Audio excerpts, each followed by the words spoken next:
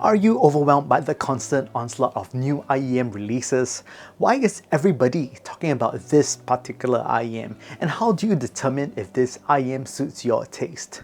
Welcome to the Superchunk Super Audio Show. Now today we are looking to make audio easy for beginners, and here are some top tips. Number 1, understanding FR graphs. Everybody, including their grandma, is putting out FR graphs these days. Now, this is a very helpful tool to give you an idea on how an IEM sounds like. Basically, what the FR graph tells you is how loud an IEM is at a particular frequency. That's all. Also, everyone's scale of the graph is a little different, so take some time to adjust when looking. When looking at these graphs, you might see that there are different frequencies below.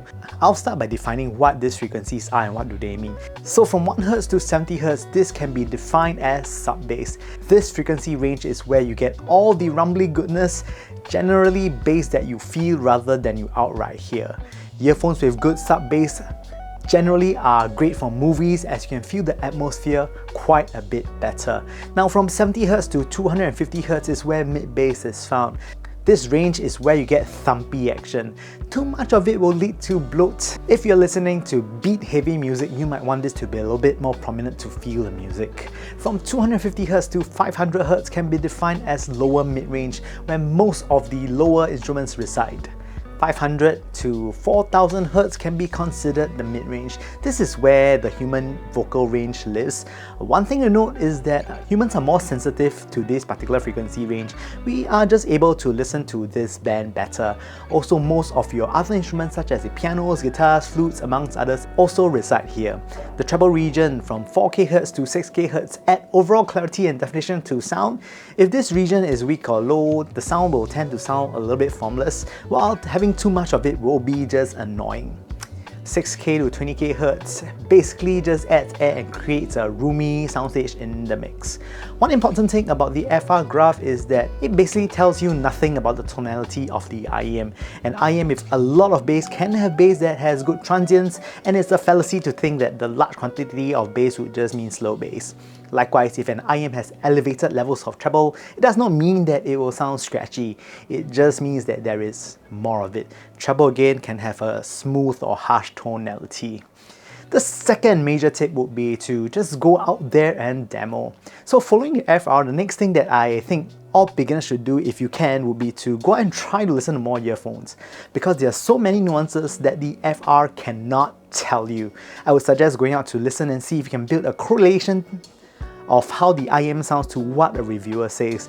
This is to understand the terms and the vocabulary a little bit better. I would also suggest going to your local IEM store to try them out. If you are in or coming to Singapore, I did a video on cool places to visit to try IEM, so we can go there. If there are people meeting up in your local area for a headphone meet, do go. This is probably the cheapest way for you to try as much IEMs as you can without spending money. While trying, try to note the various signatures out there and identify the types that you prefer. Only through trying then can you discover your preferred signature. If you already have a signature that you like, you can also take time to listen to another type to expand and understand another signature better. Having more varied signature keeps the hobby interesting. Also, just try all the IEMs out there regardless of price. There are some really good IEMs that are awesome in terms of value, while there are other IEMs that just sound so cutting edge. Now, if you really want to sample, I cannot stop you if you want to spend money, but I do have some recommendations for a list of cheapy IEMs that you can buy to sample the various sound signatures out there. So if you can find them secondhand, more power to you. Of course, this list will constantly change, but here are some recommendations. For a bassy IEM, I think you can try the Triplo Win Melee. It is quite a decent cheapy option here to be part of the sampler. If you want something more neutral sounding, traditionally neutral, try the Atmospheric ER2. For V-shaped sound, you can try the SimGod EM2R Roshan.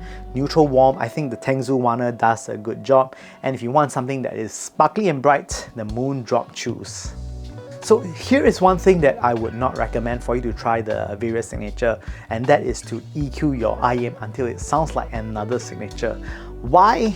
Well, drivers are built to tolerances. When you introduce too much EQ, especially for BA drivers, you can introduce a lot of distortion and cannot be a true representation of how that particular signature can be. Think of it like food. This is like asking a BBQ pit master to cook some Chinese style food. I'm sure he can, but to what effect? The fourth tip, first things to upgrade, would be upgrading ear tips. This is because the ear tips that is supplied with cheapies are usually terrible, which means no bass as the seal is inadequate. You want something that has a thick enough dome that allows you to have a solid seal for hard slamming bass. This is the biggest single upgrade for your cheapy IEM. Second thing to consider is to consider getting a dongle with an M section. If you're new, I don't think you need to have a DAP at this point.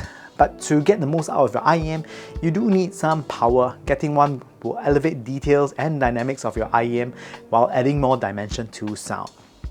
And lastly, I think this is the most social aspect tip that I could give, would be to talk to more people about the hobby. Now there are so many Facebook groups out there these days, like the Giz Audio Facebook group that is quite nice. You have the Chi-Fi ones. It is important to talk to more people to know their preferences. Have an open mind to the preference of others, because audio at the end of the day is a very personal experience. One man's reality is different from the other, so learning to enjoy another signature can also allow you to enjoy the hobby all over again. And with that said, thank you guys for watching the Super Chunk Super Audio Show. Today's video is a bit different from the ones that I usually do. I hope you like the content so far. I hope that the tips that I shared today are useful to you guys, and if you have anything more to add, please leave them in the comment section down below.